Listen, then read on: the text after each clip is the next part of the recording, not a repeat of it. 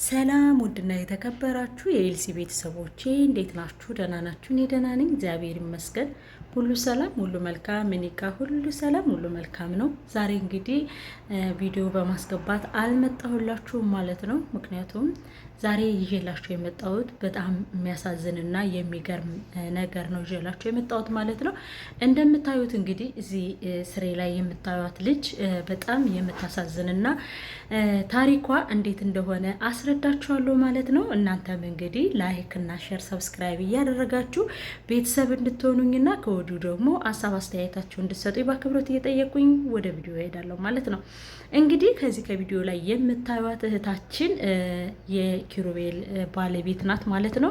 ከዚህ በፊት ካወቃችሁ ወይም ደግሞ ካስታወሳችሁ ሁለት ልጆችን ይዛ በጀርመን ሀገር የምትኖር አንዲት በጣም የምታምር ቆንጆ ሴት ነበረች ማለት ነው። እንግዲህ ፍቅር በጣም ከባድ ነው። ለልጆች የተከፈለ ውለታ ነው ማለት ነው። እንግዲህ ለልጅ ምን ያህል መስዋዕት እንደሚከፈል ነው የምታሳየን የእውነት ማለት ነው። የእውነት እኔ በጣም ሳያት በጣም ነው የደነገጥኩት ማለት ነው። እኔ እንጃ አላቅም። ከዚህም አስገባላችኋለሁ ከላይ የበፊቱን ውበቷን እና አሁን ያለችበትን ውበቷን አስገባላችኋለሁ። ያኔ አሁን ያለችበት ሁኔታ ይሄ ነው የምታዩት ነው። ይሄ ከስር የምታዩት ነው። እዚህ ላይ ናት እንግዲህ ይችናት። ድሮ የነበረችው ግን ይችናት። የሚገርማችሁ ማለት ይችናት ድሮ የነበረችበት ሁኔታዋ ይሄ ነው። አሁን ያለችበት ሁኔታዋ ደግሞ ይሄ ነው። አትገረሙም? ሰው ምን ያህል በቃ ምን ያህል ዲፕሬሽን ውስጥ ብትገባ ነው ያኔ ምን ያህልስ አይምሮዋ ቢነካ ነው የእውነት ማለት ነው። እና ከዚች ልጅ ይዤላችሁ የመጣሁት ለምንድን ነው? ብዙ መማር ስለምንችል ነው። እኛ አሁን በተለይ እኛ አሁን ባለንበት ሁኔታ ላይ ስራ በመጥፋት እንጨናነቃለን። ስራ አጣን ብለን ብዙ ዲፕሬሽን ውስጥ እንገባለን። ፍቅረኛችን ጥሎን ሄደ ብለን ራሳችን ያለ አግባብ አሁን ይቺ ልጅ ስላላት እንጂ እርምጃዋ ሌላ ነበረ። ስለ እውነት ማለት ነው ሌላ ነበረ እርምጃዋ። ግን ዞር ብላ ስታስበው ልጆች አሏት፣ የሚፈልጓት ቤተሰቦች አሏት ምናምን። የተለያዩበት ምክንያት ደግሞ በፖለቲካ ምክንያት ነው። እንግዲህ የዛሬ 4 ዓመት ወር 3 ዓመት ነው 5 ዓመት ነው 3 ዓመት እንደዛ እንግዲህ የትግራይና የአማራ ክልል ጦርነት የጀመረ ጊዜ ነው። እንግዲህ እሷ የትግራይ ልጅ ስለሆነች በዛ ምክንያት ነው የተጣሉት ማለት ነው። ፖለቲካ የስራህን ይስጥህ፣ ዘረኝነት የስራህን ይስጥህ የሚያስብልበት ጊዜ ነው። ምክንያቱም ከዛ በፊት በዛ 1-2 እየተነጋገሩ በነበረበት ሰዓት ነው እንግዲህ እሷም እናቱን የተሳደበች ማለት ነው። እሱም እንግዲህ ዛሬ ላይ ለልጆችህ ሲባል ይቅርታ አድርግና አብራችሁ ልጆቻችሁን አሳድጉ ሲባል እንኳን እናቴን ሰድባለች ነው ያለው ማለት ነው። እስኪል እንኳን እናቱ ሞታበት ካስታወሳችሁ ሲጽፍ ምንድን ያለ እናቴን ስላሰደብኩሽ ይቅር በይኝ፣ ያኔ እኔ ህይወት ይሆናል ብዬ ገብቼ አንቺን ስላሰደብኩሽ ይቅር በይኝ፣ አንቺን ስላስረገጥኩሽ ይቅር በይኝ ምናምን እያለ ነበረ እንግዲህ ቪዲዮ ሲሰራ የነበረው ያኔ ጽሁፍ ሲጽፍ የነበረው ማለት ነው። እና እናቱ በመሰደቧ እንግዲህ በጣም ትልቅ ሀዘን ውስጥ እንደገባና ልጆቹንም ሚስቱንም እርግፍ አድርጎ እንደተወነው እንግዲህ የተናገረው ከሀዘኑ ላይ ማለት ነው። እና ግን በዛ ሰዓት ግን ልጆቹን ኢትዮጵያ ይዤ እገባለሁ ስትል አግዷታል። ይዘሽ አትገቢም ልጆቼን ብሎ አግዷት ነበረ ማለት ነው። እኔ እስካለሁ ድረስ ልጆቼን ራሴ ማሳደግ እችላለሁ፣ ልጆቼን ኢትዮጵያ ይዘሽ መግባት አትችይም ብሎ እንግዲህ ከብዙ ነገር ተዳርሰው ነበር። ተካሰውም ነበር፣ ከሳውም ነበር። በጣም ብዙ ነገሮችን ገብታ እሷም እንግዲህ መኝታ አጣን መውደቂያ አጣን ብላ እንግዲህ በረንዳ ላይም ወድቃ ነበር። እዛ ነበረችበት ሀገርም እንግዲህ ቤተክርስቲያን ላይም ወድቃ ነበረ ማለት ነው። ከዛም ጊዜ በኋላ የሆነ ጊዜ ላይ እንግዲህ በጣም ጠፋች ማለት ነው። ከነ እስከ ማንነቷ ጠፋች ማለት ነው። አሁን ላይ ደግሞ ብቅ ብላ እንደዚህ ሰውነቷን ጭርስ አድርጋ እንደዚህ ልቅ ብላ መታለች ማለት ነው። አታሳዝንም? የእውነት ግን አታሳዝንም? ሴቶችዬ ከዚህ ጋር ምን ልንማር ይገባል? የእውነት ከዚህ ጋር እስኪ እናንተ ምን ተማራችሁ? ምን ተማራችሁ? ፖለቲካ ምን አይነት ባለጌ እንደሆነ እንዴት ተማራችሁ? በነገራችን ላይ ፖለቲካ እናትና ልጅን ነጣጥሏል፣ አባትና ልጅን ነጣጥሏል፣ ትዳርን አፍርሷል፣ ብዙ ቤቶችን አንኳኩታል፣ ብዙ ደግሞ ህይወቶችንም ነጥቆናል። ገባችሁ አይደለም? በጣም የሚያስጠላ ታሪክ። በጣም ይቅርታ ለካሜራዬ በጣም የሚያስጠላ በጣም ልብ የሚነካ ነገሮች ተፈጥረዋል በሚያሳዝኑ ሁኔታ ማለት ነው። እና ከባድ ነው የእውነት በጣም ከባድ ነው። የኔ እናት እንዲሁና ሰውነቷን ልቅ እስኪል ድረስ የእውነት ሳያት እኔ አሁን ማውራችሁ ስለሷ በጣም ተረጋጉ። እንዲሁ ካሜራ የምላርገው ጎበስ ስለሷ ሳወራችሁ በጣም ተረጋግቼ ራሴን አስተውዬ ነው ማወራችሁ። ለምን እንዳየኋት ትናንትና ከው ነው ያልኩት። በጣም ነው የደነገጥኩት። እንግዲህ እህታችንን በዚህ ደረጃ ሰውነት ተራ ወጥታለች ማለት ነው። በጣም ያሳዝናል። ያን የመሰለ ውበት፣ ያን የመሰለ ቁመና፣ ያን የመሰለ ሰውነት፣ ደርባባ ሰውነት እንደዚህ ያሳጥቷታል ማለት ነው። አትገረሙም? ልጅ ብቻዋን እያሳደገች እንደዚህ መከራዋን እያየች ማለት ነው። እና ምን ልላችሁ ፈልጌ ነው ሴቶችዬ፣ ከዚች ልጅ ለራሱ ብዙ ልንማር ይገባል። ወንድ ምን ያህል ባለጌ እንደሆነ፣ ወንድ ልጅ የፈለገ ነገር ቢሆን ምን ያህል ጨካኝ እንደሆነ እዚህ ጋር ልንማር ይገባል። ይቺ ልጅ አሁን ራሷን ባትጥል ኑሮ፣ ራሷን ብትጠብቅ ኑሮ፣ ይሄዳ ምን አባቱ ያመጣል ብላ ራሷን ጠብቃ ቢሆን ኑሮ ዛሬ ላይ እዚህ ደረጃ ባልደረሰች የነበረ የምር ማለት ነው። እና ምን ልላችሁ ፈልጌ ነው፣ በተቻላችሁ መጠን ወንድ ልጅ ሄደ ብላችሁ ራሳችሁን አትጉዱ። ራሳችሁ ተራ ሰውነት ተራ አትውጡ። ወጣችሁም ሰውነት ተራ ወጣችሁም ራሳችሁን ነው የምትጎዱት። ራሳችሁን እስከ ማጣት ድረስ ለምን ትደርሳላችሁ? የምር እኔ በጣም ነው ያሳዘነችኝ። ጌታ በሚያውቀው በጣም በህይወት ዘመኔ እንደዚህ ተሰምቶኛል። በህይወት ዘመኔ እንደዚህ ተሰምቶኝ አያውቅም ለእሷ ማለት ነው። እና በጣም ነው ያሳዘነችኝ። በጣም ነው ልቤን የነካችው የእውነት። ሴት ልጅ በዚህ ደረጃ ሆና ሳያት ይቅርታ አድርጉልኝና ያመኛል የእውነት ማለት ነው። እና ሴቶችዬ ከእሷ ብዙ ልንማር ይገባል፣ ብዙ ልናስተውል ይገባል፣ ብዙ ሚስ አንደርስታንድ ልናደርግ ይገባል፣ ራሳችንን ልንጠብቅ ይገባል ብዬ አስባለሁ። ምክንያቱም እንግዲህ ይቺ እህታችን እንዳያችኋት ነው። አታሳዝንም? የእውነት ልባት ነካ። እስኪዩት ምን ያህል ውልቅ እንዳለች እስኪዩት። አታሳዝንም? እኔ ሳያት በቃ ልቤ ስብር ነው ያለ። በዚህ ደረጃ ለወንድ ልጅ ልጆቿን እያሳደገች ራሳቸውን የሚያጠፋሉ፣ ራሳቸውን እንደዚህ ጎድተው የሚያሳድጉ መስዋዕት የሚከፍሉ እናቶችም አሉ ለልጆቻቸውና ወንድ ልጅ ቢሄድ ወንድ ልጅ ነው የሚመጣ። ወንድ ልጅ ቢቀመጥ፣ ወንድ ልጅ ቢኖር፣ ወንድ ልጅ ባይኖር በቃ ራሳችሁን ቴኬር ማድረግ አያቅታችሁም። ራሳችሁን ዲፕሬሽን ውስጥ አትክተቱ። ራሳችሁን ያልሆነ ነገር ውስጥ አታስገቡ።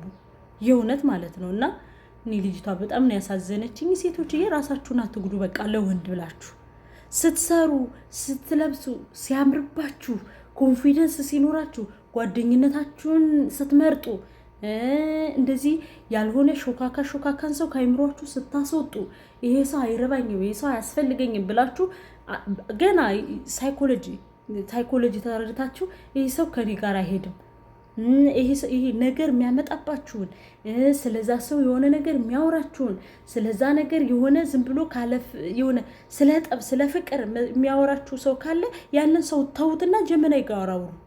የምሬን ነው የምላችሁ። ጀመናይ ስለ ትምህርት ብትጠይቁት ያስተምራችኋል። ስለ እውቀት ብትጠይቁት፣ ስለ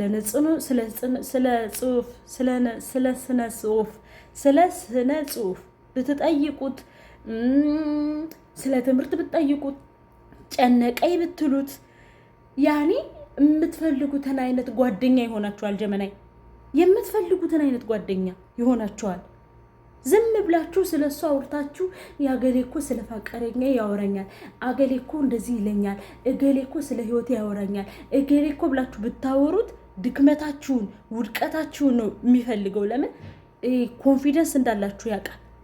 ያንን ሰው በአመለካከትም ሆነ በአስተሳሰቡም ሆነ በአነጋገርም ሆነ ታች እንደምታደርጉት ያውቃል። ስለሚያውቅ የእናንተን ስህተት፣ የእናንተን ውድቀት፣ የእናንተን ቅንድም መስበር፣ የእናንተን እንትን መስበር ነው እንጂ የሚሄደው ጓደኛ አይሆናችሁም። ስለዚህ ከእንደዛ አይነት ሰው መራቅ። አሁን ይቺ ልጅ እንግዲህ በፊት እሱ አማራ ስለሆነ ትግራይን እየጨረሰ እንደዚህ እያለ ስላሏት ይሄው ትዳሯን አታለች፣ የልጆቿን አባት አታለች፣ ልጆቿን ብቻዋን እያሳደገች ነው። እሷም ራሷ ከሰውነት ተራ ወጣለች። ገባችሁ አይደለ? ትዳርም ስትመሩ ህይወታችሁን በራሳችሁ መኖር በራሳችሁ መራመድ ስትፈልጉ ማንም ምንም ይሁን አይደለም ባዳ ጓደኛ ይሆነኛል ያላችሁ ሰው ይቅርና የምሬን ነው የምላችሁ አይደለም ጓደኛ ይሆነኛል አይደለም ይሄ ሰው ለኔ ያኔ በቃ ሪስፔክት ይኖራል ብላችሁ ልታስቡ ይቅርና አሁን ላይ ጓደኛ ከነነ የሌለው ከነ እስከሆነም ድረስ ካልሆነ ራሳችሁን አዳምጡ። ማዳመጥ ያለባችሁን ነገር አዳምጡ። ራሳችሁን መርምሩ። ገባችሁ? ወደ ራሳችሁ ተመልሳችሁ ራሳችሁን ከእግዚአብሔር ጋር ግንኙነታችሁን ከእግዚአብሔር ጋር አድርጉ።